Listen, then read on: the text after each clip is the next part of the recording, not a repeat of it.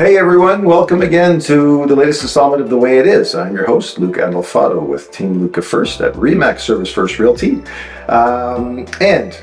Because now I've gotten the habit of saying it, please ring the bell, press like, subscribe, do all those fancy things that keep us getting views and things like that, if you, of course, like what you're seeing and you're hearing.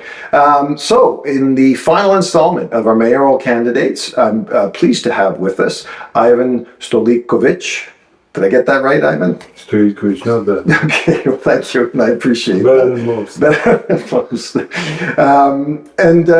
So I really appreciate you taking the time. As you may or may not be aware, we've had the other three candidates on. So we had Tina Fraser and Skylar and Mayor Patterson just last week.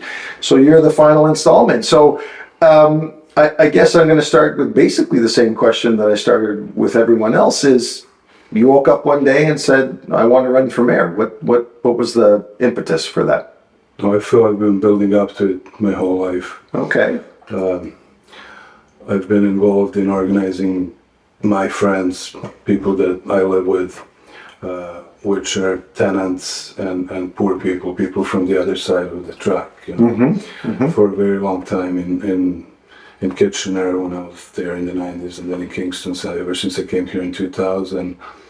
And this is kind of a natural progression of things to run for mayor and try to represent the voices that are not Right. normally. No, and I applaud that. I took a look at your platform and some of the initiatives, very ambitious for sure, and certainly not without merit, because it certainly would be good to have a lot of the services and initiatives that you talk about funded and allow people access and everything else. I guess the big question is, how do you make that work in today's world? How do we pay for things like that, I guess? The same way we used to pay for them in the 70s, the same way we pay for other things now. Right now we're investing in real estate developers, we're investing in landlords, we're investing in economic corporations and other downtown businesses, we're investing in tourism, we're investing in building sprawling suburbs, we're investing in bridges to serve them. Yep. So that's where the money is. The money just needs to be diverted from destroying environment and from making the really rich richer to housing the homeless and making life more affordable for people who can't afford to feed themselves or keep the roof over their head. Understood completely, and because we do, I've talked to each of the candidates about those are, because Kingston's not alone in the world, in Ontario, and certainly having grown up here and lived here my entire life, as we're coming out of the pandemic, it's certainly been the most noticeable that it's ever been in my lifetime anyway. And I think you can speak to any Kingstonian, and you just have to walk downtown Kingston now and see the struggles that people are experiencing. I guess with that, insofar as diverting these funds, does that mean you mandate it, municipally, or obviously it's going to take cooperation from different levels of government as well. How do you see that playing out? This is an example of about $3 billion being made available by the federal government over the last few years for what they call their National Housing Strategy and the Rapid Housing Initiative. That was the money that the municipalities were supposed to apply for and turn into, rapid housing initiatives for homeless people and for people who can't afford to pay rent. And they wouldn't even, I don't think that this administration would have even applied for any of that had it not been for me and my organizations and organizations like mine pushing them to do it. So it's really, the money is not only here through municipal taxes, money's here in your transfers. There are transfers available from the federal, from the provincial government. They need to be fought for and they need to be applied for. If all your friends are at the country club and all your friends are developers and landlords, you're not going to care so much about building housing for the poor. You're basically going to be more concerned with letting them do what they want. In other words, making the process quicker for them, expediting their applications, waiving their fees.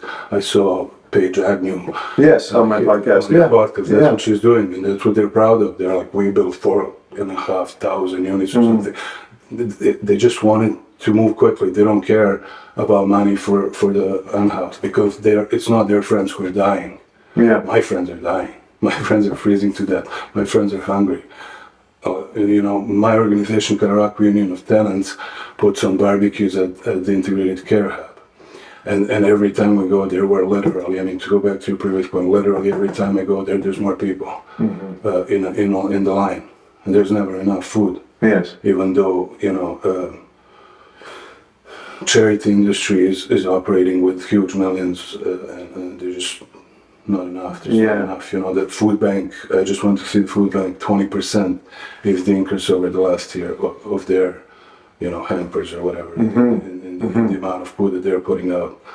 I want to put food bank out of business. I want to put this is we have this money. It's just going in the wrong places, and it's not being nobody. The thing is, it's a matter of I am from this side of the track. Yeah. Current administration and the administrations hitherto until now are from the other side of the tracks. I don't blame them. They see what they see. They live the way they live. They care for what they care for. We just have different priorities. And in the 70s, in the 60s, a lot of social housing that we have now was built, and then in the 90s. They stopped building social housing, so. But even back to and I mean, and I'm not here to have an argument or anything like that. Although debates are always healthy. But I guess I know a lot of the people of which you speak. That have means and that are developers and I don't know if all of them are as unsympathetic or unempathetic or as callous or maybe as you might portray them. I mean, I think at the end of the day, though, I don't know if people would do it. Some would. I don't know if everyone's as altruistic in terms of giving out of their own pockets to subsidize some of those initiatives. I think if there's a partnership and it's worth, I better rephrase that. I was about to say maybe I won't rephrase it. If it's worth their while, meaning that I'm not saying that these developers and these builders won't participate in some of these initiatives, but I don't know if they would do it funding it solely themselves either. I mean, is that fair? I mean, I don't want their money. I just don't want to give them people's money. That's all I'm saying. Yeah. And I don't think they're callous. I just told you that. My whole point is that I don't blame people for thinking the way they think. If I was born into millions of dollars, if all my friends were lawyers, doctors, and developers, I wouldn't wake up in the morning worrying about whether my friend is alive or dead. Yeah, no, fair enough. No, because I'm a tenant, because I'm a worker, because my friends are on the street, my friends are sending me emails saying, Ivan, I got nowhere to go, I'm out. I haven't heard from Mark in a month. I haven't heard from Joe in a month. Stuff like that. I wake up worrying about these things. So it's not, I don't want their money. I'm not asking for their money. That's the whole point. They do give money to United Way. Britt Smith gives money to United Way. They're washing money through charity industry, but it does end up going to charities, right? But I'm saying that that entire way of doing things, where the rich are rich and they get to give a little bit, and then charities are supposed to take care of the people, is clearly not working. Mm-hmm. So government needs to govern for the people. I serve the people. I've served the people my whole life, and that's what I want to continue to do. I want to serve the people. I don't want to serve only the top 1% or the top 2% or so. So. You think the way you are. Your life determines the way you think, for the most part. Yeah, no, I don't disagree with that. Everybody's perspective is shaped from their environment, from where they were born and how they've died. It's also it's not a matter of truth so much in a lot of instances. People are like, this is the truth. No, it's like it's a perspective. It's certain people see things from one perspective. My question is, how do I build social housing? Somebody else's question is, how do I build more for-profit housing so I can make more money? I don't care about money. I'm unique in that. I don't care much about money. I care enough to survive. Yes. But like, I want everyone to have basic things. Food, that's in our platform. I want a food program, housing for everybody, food, daycare, free transit, basic things, so that we don't live in fear. Because me and my friends were literally living in fear. I live in fear of losing my apartment. If I lose my apartment, I'm screwed. Yeah. I'm like, I'm in real danger because I've had only one, and this is the thing, you have to, like, if a landlord kicks you out because he doesn't like you, if you don't get along with your landlord, suppose I'm pissed at my landlord because he hasn't fixed something. Yeah. You know what I mean? He doesn't like fixing things because it costs him money. We part on bad terms. I don't have a reference from him.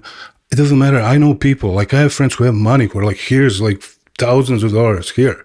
Take first and last, give me a place. They want, because they want credit rating to be over 700, because they want references from 1, 2, 3, 4 landlords in the past. It's outrageous. And this is like universally recognized human right to housing. Canada's a signatory to United Nations Convention. Yeah. Like, this is unacceptable. Like this is literally criminal.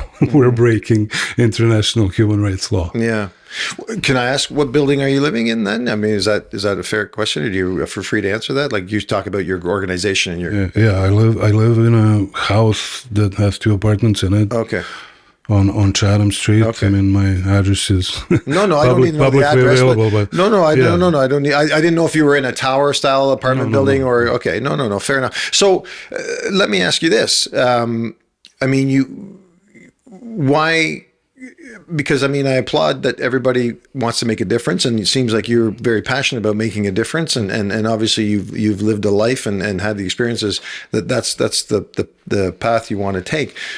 Why go for the brass ring? What do you think you could have been more effective running for the councillor position in that ward, in that district, and then take steps that way, and then maybe take a chance at the mayoral thing? Or is this just something that you wanted to have that platform to get your message across?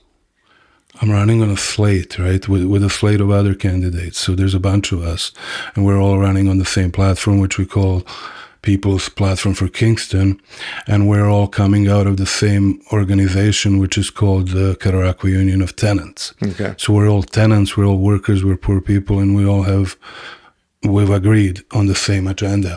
Why am I running for mayor and not for council?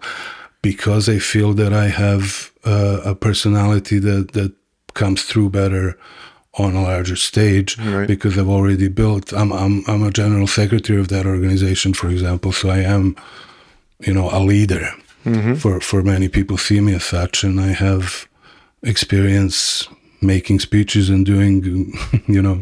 I'm not afraid to speak, right? And that's what it takes. So it's a little bit of a bigger stage for me, which I think that I fit well, but more importantly, I have a vision that is, beyond my district. Yes. And I think that mayors do have a lot more power than they let on. I didn't see your episode with Mayor Patterson. It hasn't aired yet. We haven't dropped it yet. So that's still. I don't think that I think that generally speaking, I've heard a lot of people saying mayor can't do anything. There's nothing mayor can do. Mayor is just a figurehead. No, mayor and the staff. Yeah. Which also pretended they do nothing but just follow council directive. No, mayor and the staff determine the terms of the debate. Yeah. They set the policy, and then the council votes on these things. Now we can make things different. We can make the council more powerful. We can make the city, the people, more powerful. We can make the whole process more democratic. We can have referendums and so on. But as things stand, I have a holistic vision that I feel that someone in a position of a mayor should and must have and will carry out. So I've studied municipal politics. I've studied this administration really closely. I watched them meeting. I watched what they did. I watched who they gave money to, when, how, what the policies are.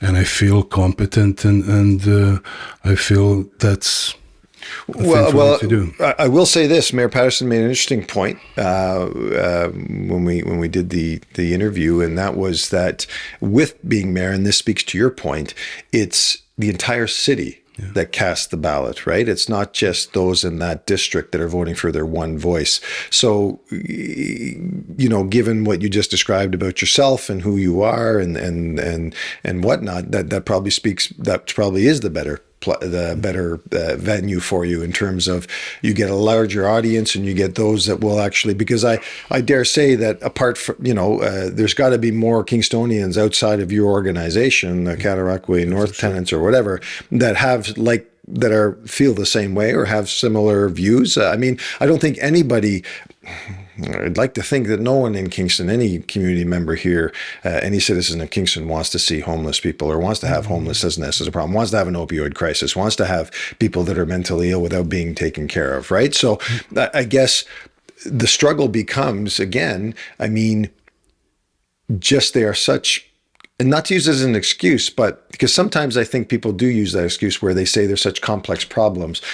I mean, there's a lot of layers to them. And I think that's the issue, is that nobody starts peeling the layers away and dealing with the different layers of the things. Because I think if you start chipping away at the different levels of them, then I think eventually you finally start to resolve the bigger picture. I'm not sure how you feel about that. I feel like that's very modest and kind of way of looking at it, right?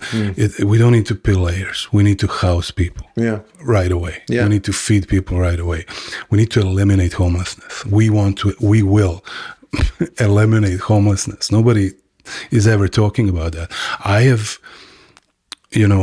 talked to John Gerritsen back in the day. I've watched politicians in power and demanded things of them. I told John Gerritsen, please, man, $700 is not enough for a person to live on welfare.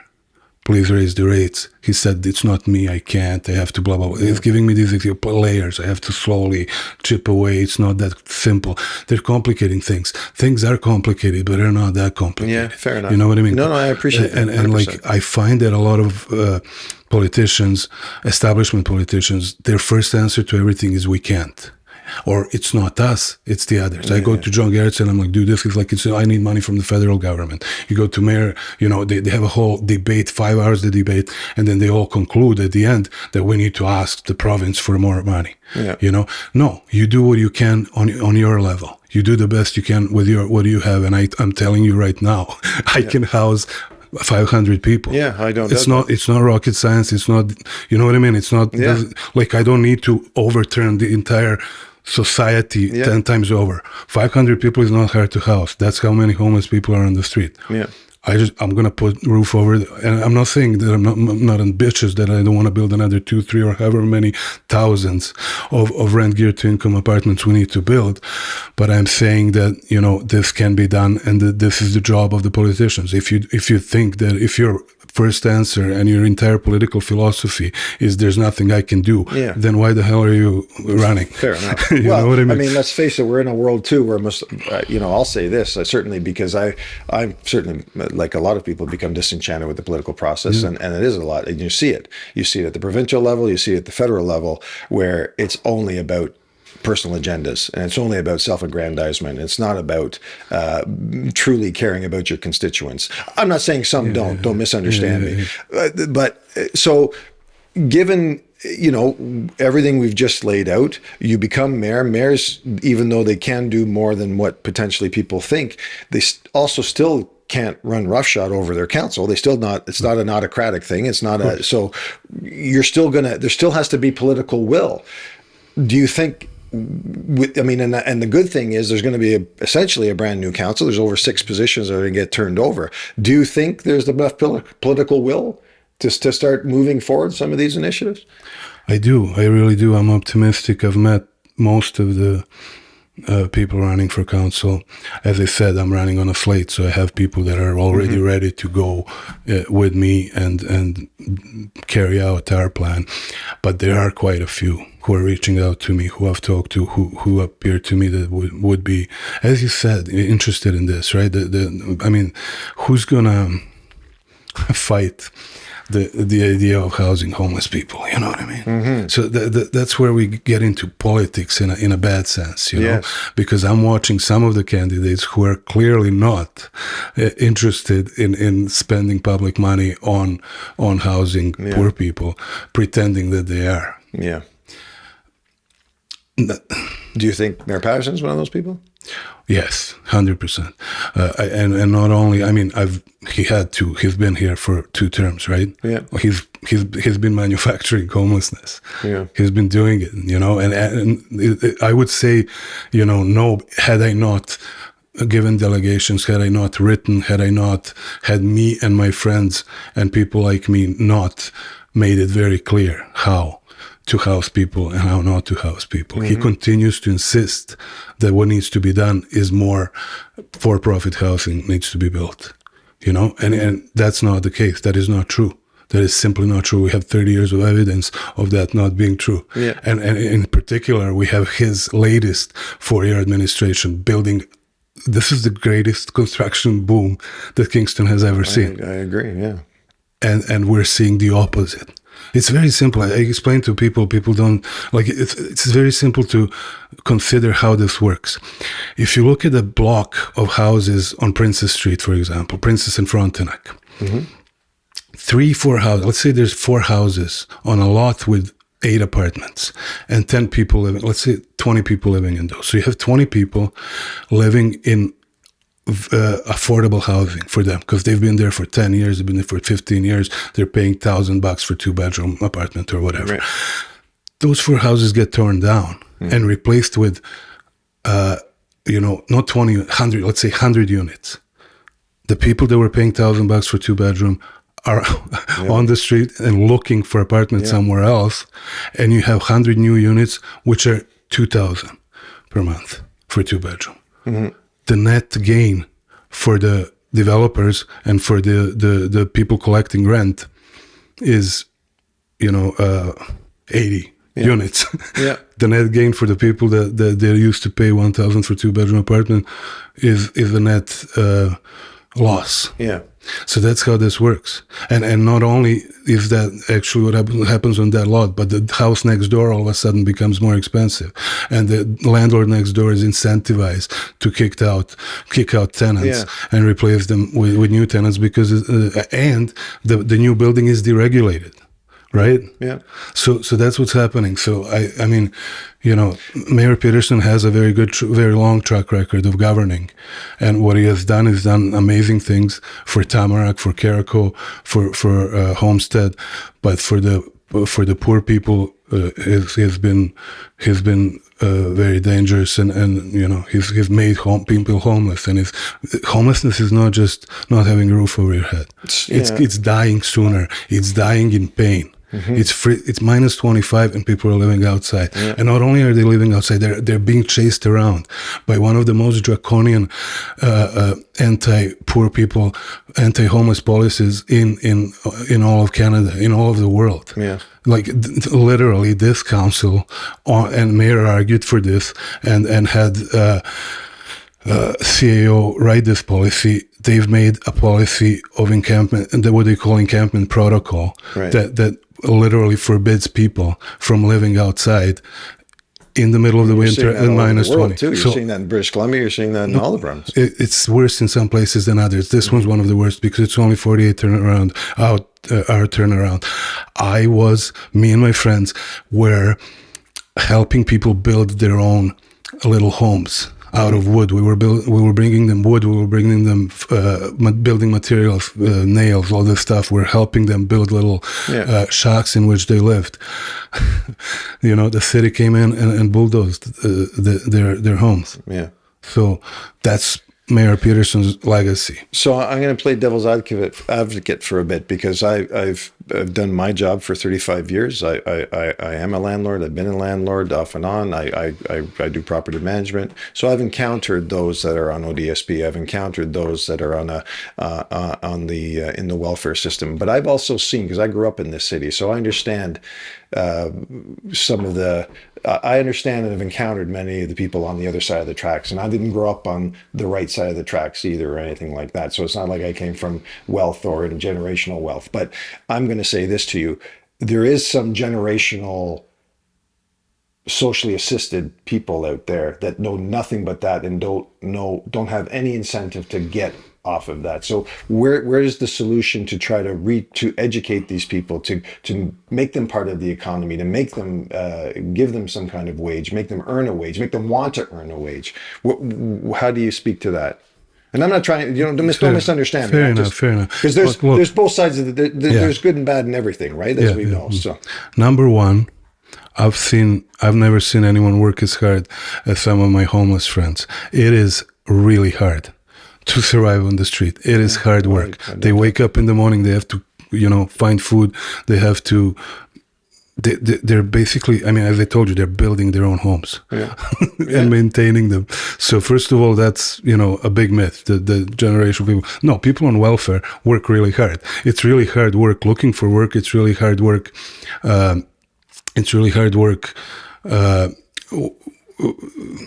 Work. Everybody has to work while they're on welfare. This is how poor people get criminalized. I was on welfare myself. I know people I have friends who are on ODSP, like it's $1,100 for ODSP, $700 for welfare. There's no way you can live on that. You can't get a room on that. The reality is that people are working while on welfare. And they still can't afford a life, and they are putting themselves literally in a position of criminality because it's illegal for them. It's illegal for you to take $700 welfare and at the same time earn another $700 and maybe be able to survive a month.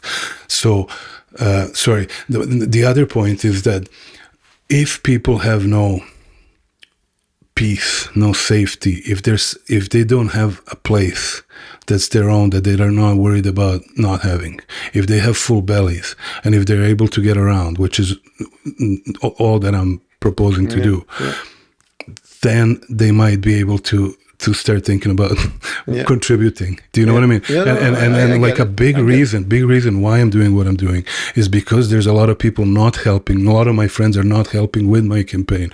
You know why? Because they are single mother with 2 kids, going to school and working at the same time. Yeah. These are the people that are that are not. They don't have So on the one hand, the people are already working really hard just to survive, and B, they will work harder and better if they have a chance to not be worried about. Yeah. So the third part to that answer is most certainly the solution is not to starve them to death or to let them freeze to death. Do you know what I mean? People, what about the tenant that destroys the house, leaves it, and doesn't pay rent? Those are people who can't pay rent. Those are people who are too sick to pay rent. Yeah. Those are people who are too traumatized, who are suffering too much. They need 10 times more than you know what I mean? Yeah. Apartment is not enough for them. They need apartment and a cleaning lady, and that's the thing. I want to clean up the disaster. It's dirty. Maintenance requests are not being answered by private or public landlords. The whole city is bug infested with bed bugs and cockroaches and so on because the bylaw is weak and not being enforced, and because they fired all the property. This last administration fired all the property standards officers. And now bylaw officers are supposed to be property standards. In other words, they've cut that department to bits. And so we need to, do all that stuff too. So, No. And listen, I appreciate all those your responses. I appreciate the fact that you're a thoughtful guy, and I know you've put a lot of time and a lot of attention to this, and you're very passionate about it. One thing I can't believe isn't happening, and maybe because it is municipal politics and it's not on a stage where people care that much about it. I hate to say that, but because I know the voter turnout is low. In fact, on the CBC News this morning, the big article is the fact that there's out of all the municipalities in Ontario, 139 or something like that, over 500 people are getting a claim simply because there's nobody else running in those positions or anything like that. So either people are happy just keeping the status quo, but nobody's doing a debate. There's not a debate scheduled or anything, or I mean, everybody looks at me, goes, "Well, you should organize one." You should. You should. So maybe, you should. perhaps I will. I've never been a moderator, but I can certainly give it a try. I would guess. love to. I would. I've answered all the. I've answered your call. I mean, no. We're not, well, and everybody has, and I'm giving everybody an opportunity to have this. Just, I mean, and the reason I do this, and that's why, I mean, everybody says, this isn't only a real estate related podcast. I try to do it so that it's interesting not only for myself but to the community at large. Right? I love to have a debate. I want to have a debate. I challenge the mayor to the debate anytime, anywhere. Okay. I will talk to the mayor. So, election happens. Yeah. You win. Yeah. What's the first thing? Housing. I'm building. I'm putting. Nobody is sleeping on the street. Yeah. People are moving from the tents into actual apartments. Yeah. Right away. And you're going to use existing buildings? Where's that coming from? We're going to figure it out really quickly, but yes, there are many empty buildings that could be. Well, I've often thought that the city must own some properties now that aren't being utilized to its maximum or whatever. That's another thing. I mean, these properties are being like the place where the integrated care hub is on a land that was given away, that was sold to Ben Pilon for $5,000. And this is downtown Kingston, 5,000. Across the street, he has a piece, 15,000. Across the street, another piece, 10. So maybe I'm wrong. It might be 15,000, but either way, he has 3 plots on that stretch of land. One he paid for 5,000, another 10, another 15, because city couldn't wait to get rid of it. Yeah. This is perfectly good land. This land, so there's a lot of that. There's a lot of land that the city's sitting on, that the city doesn't want to be involved in the business of housing. The city doesn't want to make money. Like, think about this too. Like, why shouldn't city compete with Homestead and with Carico? Why shouldn't the city have a development corporation? Why should all the city services get contracted out? And why are they all, why are we pulling out of everything that makes money? Yeah. The city should be in the housing business, and first thing that needs to happen is identify those pieces of land. I have many in mind. There are schools that are empty. There's the prisons, and the 2 prisons got decommissioned. Again, a lot of the land has been quickly given away to people who already have too much to make even more money. But there is a lot of land that hasn't been given away. And we can buy things. We can go in and say, Carico, thanks for building the building. Here's the money. It's ours. Move in 500 people into all of these buildings that are popping up. Yeah. That's all possible. That's all very reasonable. That's all legal. Yeah.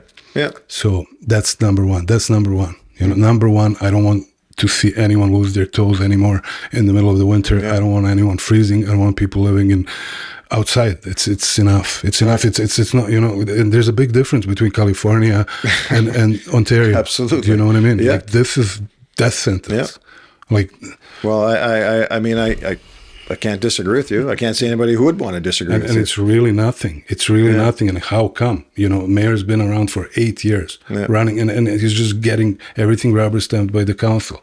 He's got sympathetic council. Everybody wants to, house people, and somehow they've convinced themselves that they can't do it. They can't put a 500. I don't disagree with you. I think it's time for the lip service to stop and the sound bites to stop. And I think, and you know what? You certainly probably striking some chords out there, because we're in a world now post-pandemic where, as I've said to everybody, the curtain's pulled back, and it's pretty frightening. It's pretty frightening what the world is turning into. And I mean, we have a whole generation now of working poor, of people that can't afford to barely pay their mortgages now, or we didn't even get to that. But like, it's looking like there might be a huge bubble bursting here, and poor people who own houses not being able to pay their mortgages or their taxes. Yeah. Like, we don't, trust me, you don't want, the current administration in power when that happens. Yeah. Because, and it's not just this particular current administration, the world is going into, and this is why, the right-wing fascists are coming out of the woodwork. because they're jumping on this opportunity Yes. of economies crumbling, Yeah. of homelessness becoming a normal thing. North America is a third world situation, like what used to be third world. Yeah. It's a disaster. But there are it's like every city is littered with homeless people. Everybody's living in fear. People are staying together. Like, this is another thing, domestic abuse. People are staying with each other because they don't have an option. Every woman or every person has to have the basic human right to housing, the basic right to live. Yeah. You know what I mean? Because now I know a lot of people who are in situations where they're choosing between their children having a roof over their head or being homeless. Yeah. And with the contingency that having children having a roof over their head comes with abuse. Yeah. And it comes with terror, personal violence and whatnot. Environmental crisis too. Yeah. Like, we just opened a bridge. I bank at Kawartha Credit Union across the bridge. Mm-hmm. Okay, when I go across the bridge into an ATM with my car, the ATM, I can't reach it because it's too high. You know why it's too high? Because 9 out of 10 cars across the bridge are not cars, they're SUVs and pickup trucks.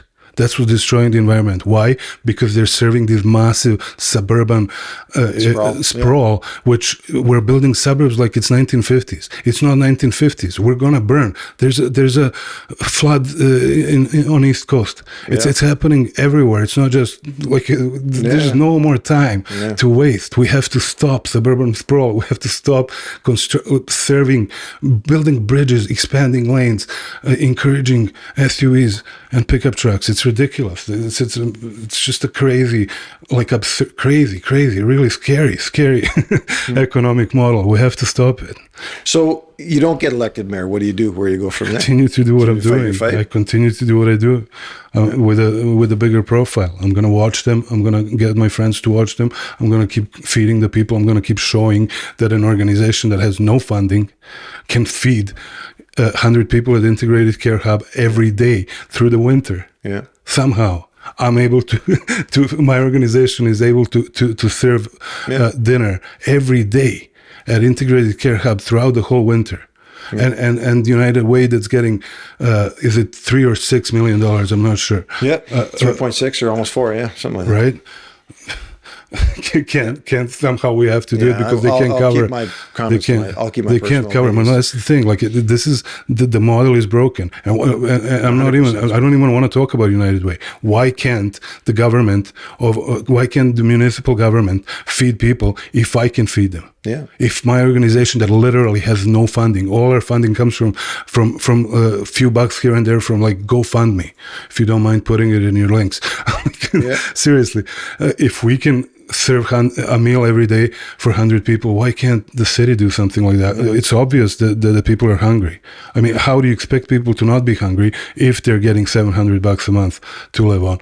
And the other thing about people wanting to not wanting to work or something, there is no work. You know, there is work, but there isn't work. Nobody wants to hire somebody who has no teeth, who's you know what I mean, in dirty clothes, who hasn't had a shower in 2 weeks. Yeah. Who's going to hire a person like that? So, and it's also like a part of the economy. Economy relies on unemployment and on the threat of unemployment for people to work hard.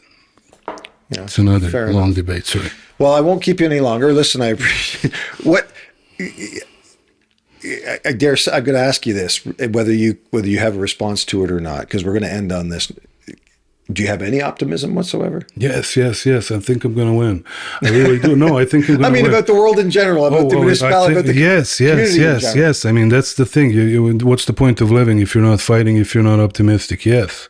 It looks grimy, it's scary, but at the same time, there are people like me and my friends. I'm not alone.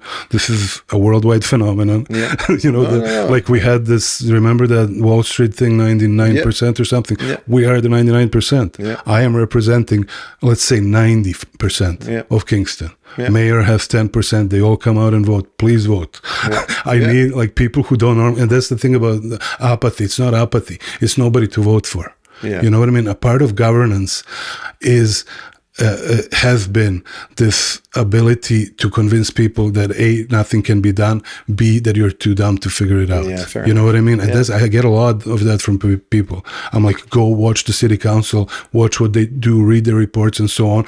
People look at it and they're like, oh my God, it's overwhelming. I don't understand. What's a committee? What's this? What's that? You just got to get through it. You got to work it. You got to work. We're smart people. We're all wired. We have good brains. That's what I'm going to do. I'm going to continue to push people to understand the government and to take it. Yeah. And next time we're going to win for sure. I mean, next time we're going to take the whole council. If this time we take half a council, whatever the case may be, I'm not going to stop doing what I do. I'm going to feed my people. I'm going to take care of my people, and I'm going to organize them to be smarter and stronger. And we're going to, continue to push this agenda. And hopefully, the good sign is that I'm knocking on doors and I'm getting my words spoken back to me from people who I've never met. Yeah. It's not because they heard my words via some other channel. It's because it's in the air. Yeah, that's right. So, you can only push people so far. That's right. And people, are going to recognize that there's more of them, that they're stronger, smarter, and juster. And a lot of people just don't have a choice, You lose when you don't know where your son is, and whether he's dead or alive because he's hiding from Laney Hurdle further in the bushes somewhere.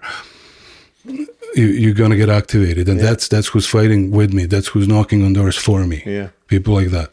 Well, listen, we'll leave it at that. I very much appreciate your time. I wish you all the best. Thank you. And thank you very much. You're a very, very passionate man. You're very insightful. And I applaud your cause. So thanks for joining. Thank you.